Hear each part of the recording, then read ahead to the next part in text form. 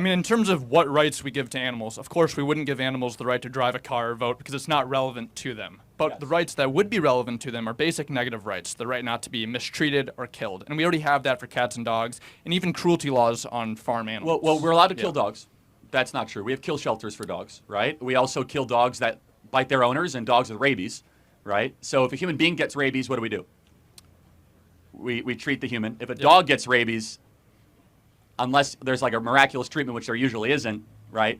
So you're right. The negative rights, we do have rights to be able to, for better or for worse, because we do not treat dogs and cats as the same moral level, because we as human beings have a soul, we have reason, we have the ability to make sense of the natural world.